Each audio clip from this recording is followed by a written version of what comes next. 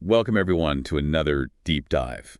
And today we're going to be tackling two little words that cause a lot of confusion for English learners.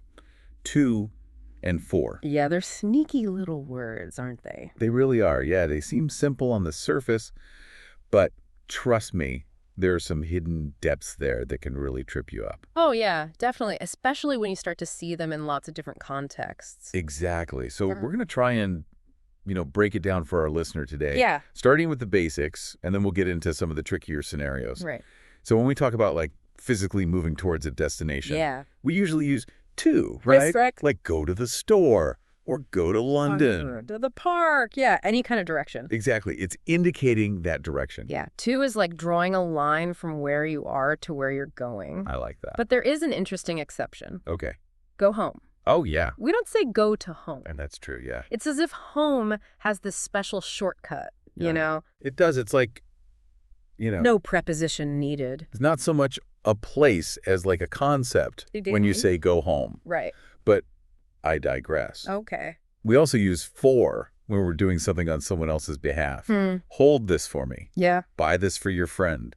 Those sorts of things. In those cases, for highlights the person who benefits from the action. Right. They're the recipient of your kindness, right? Exactly. Yeah. Makes sense. So far, so good. So far, so good. But things start to get a little more complex Oh, yeah. when we use to and for to explain why we do something or what something is used for. Right. And that's where people start to really trip up. Yes. Because to can indicate both the reason for doing something and the function of something. Okay. So, for example, you might say, I stopped on the way home to get a coffee. Yeah.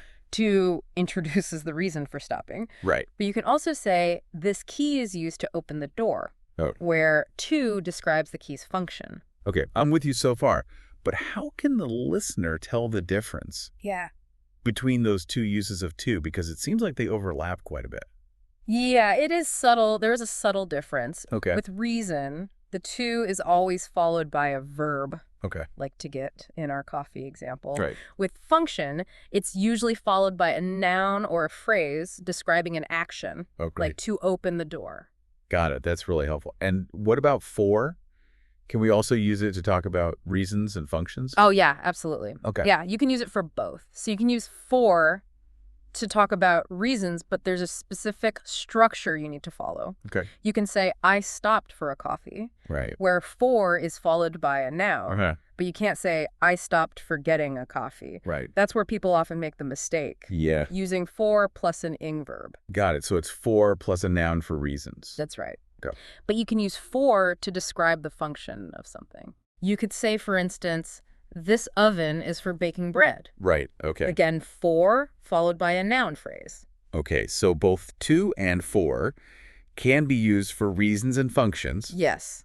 But the structure is key. Exactly. To plus a verb for reasons, for plus a noun for reasons. Yes. And both can be used for functions with slightly different structures. Right. It's a lot to keep track of. It is. It can seem quite overwhelming. Yeah. Especially when you're first starting to learn this. Right.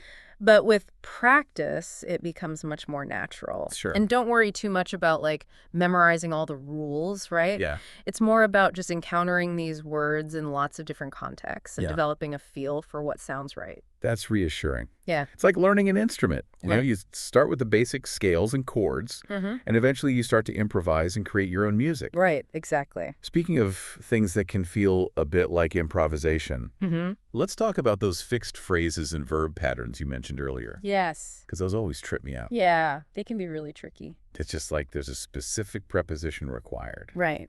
And there's no real logic behind it. You kind of have to learn them by heart. Yeah. You just have to memorize them, unfortunately. Like good for your health, you know? Yes. You can't say good to your health, That's a good example. even though it might seem logical. Exactly. And sometimes those fixed phrases have more conversational alternatives. Okay. So good for you would be a more casual way of saying good for your health. Oh, that's interesting. Yeah. So it's not just about right or wrong, Right. but also about choosing the right level of formality. Exactly. Yeah. And here's another quirk that often catches learners off guard. Okay. Some verbs in English don't take to, even though they might in other languages. Oh, right. For instance, we say phone someone, not phone to someone. That's a good one. This is where our multilingual listeners can really relate. Absolutely. I bet many of you have run into this little English oddity. Yeah. In your native language, it might be perfectly natural to use to Yeah. after a verb like phone, but in English, it's a no-no. You just can't do it. It's fascinating how languages can differ in such subtle ways. It is. Yeah. Now let's move on to a word that can be particularly perplexing. Right. Wait. Wait. Ooh, wait is a tricky one. It is tricky. Yeah. It can be used with both to and for. Yeah. And the meaning shifts ever so slightly depending on which preposition you choose. Right. Can you shed some light on this for us? Of course. So when you wait for something or someone, Okay. it implies anticipation. You're patiently waiting for something to happen or for someone to arrive. Yep. For example, I'm waiting for the bus, or I'm waiting for my friend to call. Okay, that makes sense. So it's about anticipation. Right. Looking at Wait for is all about anticipation. Yeah. What about wait to? When would we use that? You use wait to when you're emphasizing the action that you're postponing. Okay. So for example, I am waiting to hear back from the company before I make a decision. Right. Or I'm waiting to finish my work before I go out. So wait for is about anticipating something external, Yes. while wait to is about delaying your own action. That's a good way to put it, yeah. That's a very helpful distinction. Good. But it gets even more interesting when we combine them, right? Oh, yes. Like wait for someone to do something. Exactly. And in that case, you're combining both anticipation and purpose. Right. You're waiting for someone. Yeah. And the reason for waiting is for them to do something specific. Okay. And notice the order here. Wait for someone to do. Mhm. You can't switch those around. Oh, so the order is crucial in these combined phrases. It is, yeah. Wait for always comes first, Yes. followed by the person or thing you're waiting for, Right. and then to do and the action. Exactly. That's good to know. I can see how this could be a real head scratcher for learners. Definitely, yeah. But I have to ask, does it get even more complicated than this? Well, buckle up, because it can. I don't know. Imagine a sentence where both to and for appear multiple times each with a different function. Whoa. Multiple twos and fours in one sentence. That's right. That sounds like a recipe for a grammatical meltdown. It can seem very daunting at first, Yeah. but it's not impossible to decipher. Okay. The key is to really break down the sentence Okay. and carefully consider the role of each preposition. So we need to put on our detective hats and look for clues, right? Exactly. Is it indicating direction or purpose or reason or a beneficiary? Yeah, you got it. Okay. Context is everything. And with practice, you'll develop a keen eye for spotting these subtle differences Right. and understanding how each to and for contributes to the overall meaning of the sentence. I'm starting to see now why they can be such a challenge for English learners. Yeah. It's like they have this secret life, beyond those like simple definitions You do. that we learn in like beginner classes. Absolutely. Yeah, there's so much more to them than meets the eye at first.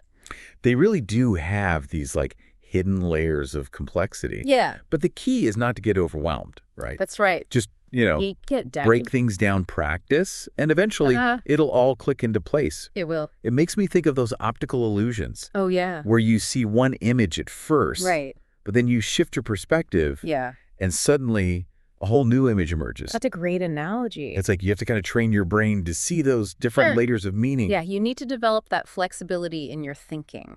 So for our listener, like, what's the big takeaway from our deep dive today? Well, I think the biggest takeaway is that even seemingly simple words Right. can have surprising depths to them. Yeah. Don't be afraid to explore those complexities. Mm-hmm. The more you understand the nuances of these words, Yeah.